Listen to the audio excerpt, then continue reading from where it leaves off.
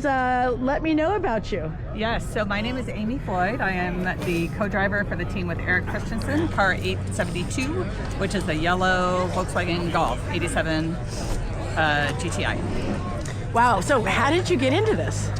I started dating my husband, Erik, who is also the driver, and he asked me if I got car sick.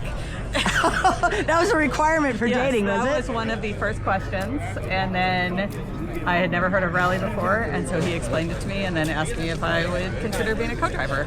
Wow, okay, so he was looking for a co-driver in life and on the road, right? Exactly. So for real. So what do you like best about rally?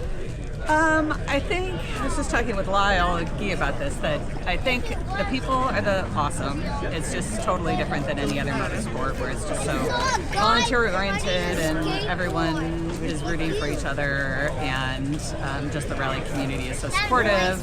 Will literally take parts off their, out of their own spare kit to help other people make sure that they finish. So I think that's the biggest thing. It's just so fun to be here as a rally family. And then I think the other great part of it is something that we can do together, that it's a hobby that, it's good for the relationship to work as a team together. It either will make you stronger or destroy you, one of the two. It all depends on you and your attitude, right? Yeah. Okay, exactly. Well, you guys make it work. So being a co-driver, what is the scariest thing that's happened to you guys out there? Once at the Ridge Rally in Southern California, it was a nighttime stage, and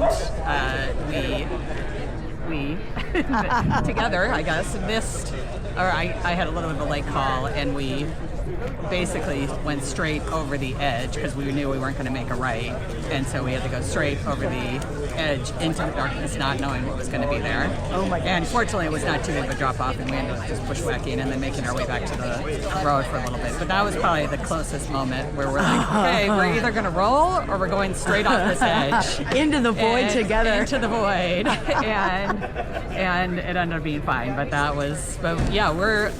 knock on every piece of wood that you can find. We've never had a major incident, so hopefully this rally will continue our streak.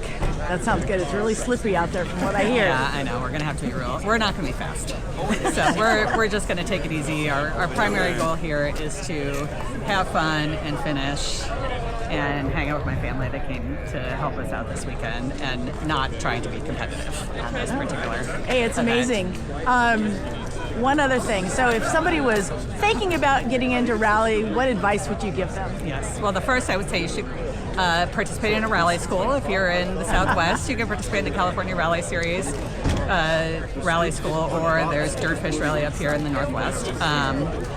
That certainly helps. Volunteering is a great way to get involved in rally, either crewing for somebody or volunteering, or both actually, so that you understand how the flow of rally works and how controls work and all of the sort of complexities that make rally a little tricky for people. So that's the biggest thing. And then the last bit of advice is, start low. Don't start with a two-wheel drive car that doesn't require a lot of complex things, and then build your way up. Don't just start with a big, so don't drop 100,000 in a car until you get a cheap car, learn how to do it, drive a cheap car fast, and then get your skills up, and then you can build something bigger. Sounds great. Thank you so much. Yeah, thank you. Have fun up there today. Yeah, thank you.